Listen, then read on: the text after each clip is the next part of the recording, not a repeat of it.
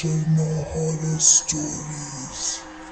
Hello दोस्तों, स्वागत है आप सभी का एक और नई सच्ची डरावनी कहानी के साथ।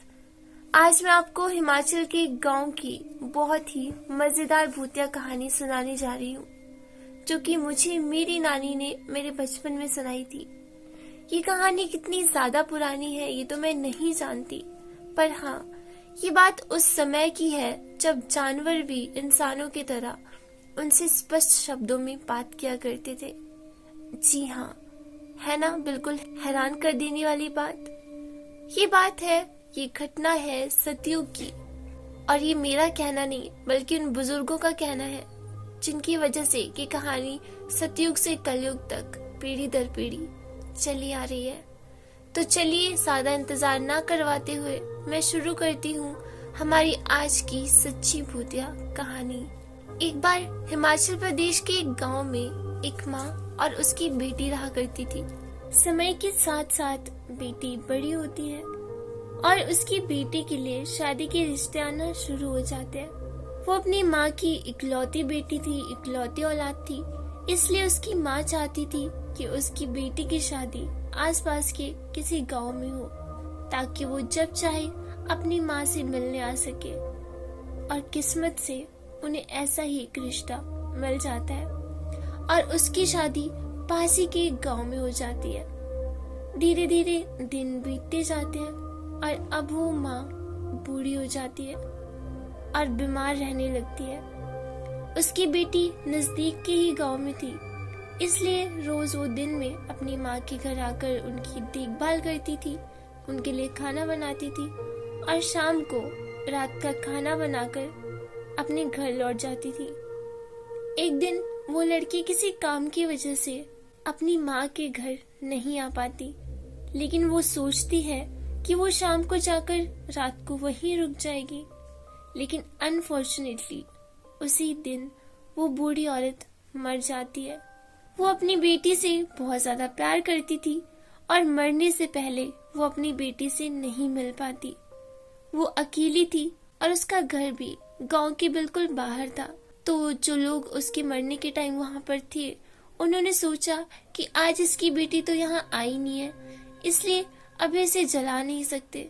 और शाम का वक्त था, इसलिए उस समय मुर्दे को नहीं जलाया जाता, ऐसी हिंदू परंपरा थी उस वक्त। पर गांव वालों ने सोचा कि पूरी रात उस मुर्दे के पास कौन बैठा रहेगा, इसलिए वो उस लाश को उसी घर के अंदर रखकर बाहर से दरवाजा बंद करके अपने अपने घर चले जाते हैं, ये सोचकर कि सुबह उस लाश को उसकी बेटी के आने के बाद जलाएंगे।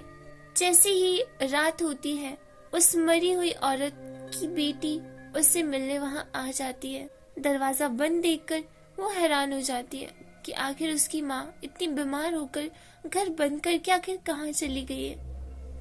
वो आसपास देखती है खेतों में, पर वहां दूर दूर तक कहीं उसकी माँ उसे नहीं दिखाई देती। उसकी माँ ने एक गाय अपने घर में पाल रखी थी। वो उस गाय यानी कौ के शेड के अंदर अपनी माँ को देखने जाती है, पर उसे वो वहां नहीं मिलती। फिर वो घर के आंगन से ही अपनी माँ को आवाज लगाने लगती है, जो कि लोकल लैंग्वेज में कुछ इस तरह की थी, अम्मा ओ अम्मा किती तू, जिसका मीनिंग होता है कि माँ कहाँ हो तुम। और जैसे ही वो आवाज लगाती है, उसी घर के अंदर से आवाज आती है, आएगी तू, दरवाजा खोल, जिसका मतलब पहाड़ी लैंग्वेज में होता है कि हाँ आ गई तू, दरवाजा खोल। ये आवाज सुनकर वो बेटी जल्दी से घर का दरवाजा खोलती है, तो वो सामने देखती है कि उसकी माँ चारपाई के बगल में सीधा खड़ी हुई थी। और वो बेटी इस बात से बिल्कुल अनजान थी कि उसकी माँ मर चुकी है। ये देखकर उसकी बेटी बिल्कुल चौंक जाती है, क्योंकि उसकी माँ इतनी ज्यादा बीमार थी कि वो खुद से बैठ भी नहीं पाती थी। ये देखकर वो बेटी अपनी माँ से पूछ ही लेती है, माँ तुम ठीक कैसे हो गई, और ये बाहर से दरवाजा किसने बंद किया था। उसकी माँ बिल्कुल बिना किसी मूवमेंट के सीधी खड़ी हुई थी और अपनी बेटी की तरफ बिना पलक झपकाए एकटक देखी जा रही थी। फिर वो अपनी बेटी से कहती है, हाँ, गांव के बच्चों ने शरारत की और मुझे बंद कर दिया, अब मैं बिल्कुल ठीक हूँ। उस औरत की आवाज बिल्कुल बदली हुई लग रही थी। उसका चेहरा जो बीमारी की वजह से बिल्कुल मुरझाया हुआ रहता था, अब वो चेहरा बिल्कुल सही हो गया था। और ये बात किसी चमत्कार से कम नहीं थी, पर उसकी आंखों के नीचे गहरे काले गड्ढे पड़े हुए थे। उस समय सब लोग भूत प्रेत में बहुत विश्वास रखते थे। उस औरत की बेटी को शक होता है, पर वो अपनी माँ से बहुत ज्यादा प्यार करती थी और उसे अपनी माँ को बिल्कुल हेल्दी और बीमारी से बिल्कुल ठीक होता हुआ देखकर वो बहुत ज्यादा खुश हो रही थी। उसके बाद वो अपनी माँ को बोलती है, चलो माँ, रसोई में मैं आज अच्छा खाना बनाकर आपको खिलाऊंगी। अब तो तुम ठीक हो गई हो, आज मैं बहुत खुश हूँ। आज मैं कुछ अच्छा पकवान बनाऊंगी और तुझे अपने हाथों से खिलाऊंगी। ये बोलकर फिर दोनों माँ बेटी बगल वाले कमरे में जाते हैं जहाँ पर उसका रसोई घर था। वो बेटी अपनी जगह पर बिल्कुल सही थी। आखिर उसकी माँ एक लंबी बीमारी के चलते जहाँ बेड पर पड़ी हुई थी, वो अचानक से बिल्कुल ठीक हो गई थी, जिसकी वजह से उसकी बेटी की खुशी का कोई ठिकाना ही नहीं था। उस औरत की माँ रसोई के पास जाकर रसोई की दहलीज पर यानी दरवाजे के पास ही बैठ जाती है। रसोई के अंदर आने से ये बोलकर वो मना कर देती है कि वो आज नहाई नहीं है। पहले के जमाने में जो लोग होते थे वो अपने सिद्धांतों के बिल्कुल पक्के होते थे और औरतें कभी भी बिना नहाए रसोई घर में नहीं जाती थी। इस नियम का जरूर पालन करती थी, इसलिए उसकी बेटी भी उस पर रसोई में अंदर आने के लिए ज्यादा दबाव नहीं डालती। वो माँ और बेटी दोनों खुश होकर आपस में बातें कर रही थी और वो बेटी रसोई में खाना बना रही थी और बीच बीच में उसकी माँ उस बेटी को कहीं ले जाने की बातें कर रही थी। वो बहुत अजीब अजीब सी बातें कर रही थी, लेकिन उसकी बेटी ये सोचकर उन बातों को टाल रही थी कि उसकी माँ अभी अभी बीमारी से उठी है, इसलिए वो खुशी के मारे कुछ भी अनाप शनाप बोले जा रही है। उसके बाद उसकी बेटी खाना बनाकर फ्री होती है और फिर वो दोनों खाना खाना शुरू करती है। पहले के जमाने में शायद आप लोगों को पता होगा कि छींके क्या होते हैं। जिनको नहीं पता उनको मैं बताना चाहती हूँ कि छींके जो आप अभी अपनी स्क्रीन पे फोटो देख रहे हो, ये एक जाली टाइप की होती है जो कि रस्सियों से बनी होती है और इसमें मिट्टी के बर्तन या किसी भी बर्तन में सामान रखकर उसे छत पे टांग दिया जाता है। और पिछले जमाने में इनका यूज होता था घी मक्खन और ऐसी चीजों को रखने के लिए, घी मक्खन जैसी चीजों को रखने के लिए, ताकि उनको बिल्लियों या फिर बच्चों की पहुंच से दूर रखा जा सके। जैसे कि आप सब लोगों को पता होगा कि कृष्ण कन्हैया माखन चोर थे और उनसे माखन का बचाव करने के लिए गांव की जितनी भी औरतें थी वो मक्खन से भरे मटकों को छीकों में टांग कर रख देती थी। ऐसे ही एक छीके पर उस औरत के घर में मिट्टी के बर्तन में घी और शक्कर रखे हुए थे। वो छीका उस बेटी से थोड़ा दूर था, लेकिन माँ के थोड़ा पास में ही था, इसलिए वो बेटी अपनी माँ को उसमें से घी शक्कर निकालने को बोलती है। यहाँ पर वो माँ एक बहुत ही अजीब हरकत करती है, जिसे देखकर उसकी बेटी डर के मारे पसीना पसीना हो जाती है। तो होता ये है कि वो औरत जो माँ थी वो बैठे बैठे एक हाथ बहुत ज्यादा लंबा करके छीके तक पहुंचा देती है, बिल्कुल बैठे बैठे, और घी शक्कर उतार कर उसे अपनी बेटी के पास वहीं बैठे बैठे पकड़ा देती है। यानी कि वो माँ अपना एक हाथ एकदम से लंबा करके छत पर टंगे छीके से वो घी शक्कर निकालकर अपनी बेटी को वैसे ही लंबे हाथ से इतना दूर पकड़ा देती है, जो कि रसोई घर के चूल्हे के पास बैठी हुई थी। अब जो बेटी थी उसका शक यकीन में बदल चुका था। उसकी आंखों से अपनी माँ के प्यार की पट्टी अब हट चुकी थी। अब उसे सब कुछ समझ आ चुका था। उसकी माँ की बदली हुई आवाज, काले गड्ढों वाली आंखें और बदला हुआ बर्ताव, सब कुछ। उसे अचानक से कुछ भी समझ नहीं आता है कि अब वो क्या करे, क्योंकि जो सामने बैठी थी वो उसकी माँ ही थी। लेकिन अब उसे अपनी माँ से खतरा महसूस हो रहा था, क्योंकि उसकी माँ पहले भी उसे बार बार अपने साथ ले जाने को बोल रही थी और अब उसे समझ आ चुका था कि वो कहाँ ले जाने की बातें कर रही थी। तब वो बेटी अपनी माँ से कहती है, माँ मैं जरा बाहर होकर आती हूँ। और इस बहाने से वो रसोई से फटाफट बाहर निकलकर भागने लगती है।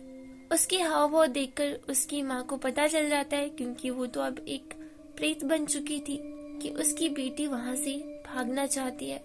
उस घर के बाहर एक आंगन था और आंगन के आगे कुछ खेत थे। उन खेतों में उस टाइम सरसों बीजी हुई थी और इसमें पीले फूल लगे हुए थे और उन खेतों के आगे उनकी गाय का वो शेड था। वो बेटी सरसों के खेतों के बीच में से भागने लगती है। आगे आगे बेटी और पीछे पीछे उसकी माँ भाग रही थी, जिसका रूप अब बिल्कुल बदल चुका था। बाल खुले, आंखें पूरी काली और चेहरा बहुत सारा भयानक हो गया था। वो माँ अपनी बेटी को पीछे से रुक जा, वही रुक जा, तू नहीं बचेगी आज, बोलकर उसके पीछे भाग रही थी। उस बेटी को कुछ भी नहीं सूझता और वो जल्दी से जाकर गाय के शेड में गाय के मुंह के पास जाकर बैठ जाती है। वो सतयुग का जमाना था और तब सब लोगों को पता होता था कि गाय और बैल के पास भूत प्रेत नहीं आ सकते, क्योंकि इनमें दैवीय शक्तियाँ होती हैं। इसलिए वो गाय के पास जाकर बैठ गई थी। अब वो माँ शेड के बाहर खड़ी हुई थी और उस गाय को बोलने लगती है, इसको बाहर भेज, आज मैं इसे नहीं छोड़ूंगी। और वो बेटी उस गाय से प्रार्थना करती है, हे गौ माता, इस प्रेत से मुझे बचाओ, मैं तुम्हारे आगे हाथ जोड़। तब वो गाय उस प्रेत आत्मा से बोलती है, ठीक है मैं इसे छोड़ दूंगी, पर मेरी एक शर्त है। तब वो प्रेत आत्मा बोलती है, क्या शर्त है तेरी, बोल। तब गाय बोलती है, तुझे मेरी पूंछ के सारे बाल गिन के मुझे बताना होगा कि कितने बाल हैं। अगर तू मुझे ये गिनकर बता देगी तो मैं इसको तेरे हवाले कर दूंगी। तब वो प्रेत जोर जोर से भयानक हंसी हंसने लगती है। ये भी कोई शर्त है? रुक, अभी गिनकर बताती हूँ। वो प्रेतात्मा थोड़े से पूंछ के बाल गिनती और गाय अपनी पूंछ को हिला देती और फिर वो प्रेत गिनती भूल जाती। ऐसे ऐसे करते करते सुबह हो जाती है और जैसे ही सुबह हो जाती है और सूरज निकलने लगता है तो प्रेत औरत फटाफट से वहां से भागकर वापस उसी जगह पर सो जाती है जहां पर पिछले कल उसकी मौत हुई थी। इतने में वो बेटी गौ माता का धन्यवाद करती है और शेड से बाहर आती है। तभी उस गांव के लोग उनके घर के बाहर आकर इकट्ठा हो गए थे। वो बेटी उन लोगों से बोलती है, तुम लोगों ने ये क्या किया? तुम लोगों को अगर पता था कि माँ मर चुकी है तो उसके साथ रुकना चाहिए था। तुम लोगों ने तो रात को मुझे मरवा ही रखा था। तब लोग उससे पूछते हैं, क्यों, क्या हुआ तुम्हें? तब वो बताती है कि माँ के खाली अकेले शरीर को देखकर उसमें कोई प्रेत आत्मा घुस गई थी और उसने मुझे मारने की कोशिश की। पूरी रात मैं गाय के पास बैठी रही। ये सुनकर लोग उसकी बात पर बिल्कुल यकीन नहीं करते और उसे झूठा कहते हैं। वो उनको बहुत समझाती है लेकिन कोई भी उसकी बात मानने को तैयार ही नहीं था। तब वो उनको अपने साथ चलने के लिए कहती है और अपनी माँ की लाश को उन लोगों को दिखाती है। वो अपनी माँ के पैरों की तरफ इशारा करती है। तब लोग देखते हैं कि उस लाश के पैरों में सरसों के फूल फंसे हुए थे और उसके पैरों के तलवों पर घास का हरा रंग लगा हुआ था। फिर सबको उसकी बात पर यकीन हो जाता है, क्योंकि मरने से पहले वो औरत चलने में बिल्कुल सक्षम नहीं थी। इसीलिए शायद कभी भी किसी लाश को जलाने से पहले उसके घर वाले अकेला नहीं छोड़ते। अगर आपको कहानी पसंद आई हो तो प्लीज वीडियो को लाइक करना, शेयर करना और हाँ, ऐसी ही मजेदार कहानियाँ सुनने के लिए मेरे चैनल को जरूर सब्सक्राइब करना। तो मिलते हैं अगली वीडियो में किसी ऐसी ही सच्ची खौफनाक कहानी के साथ।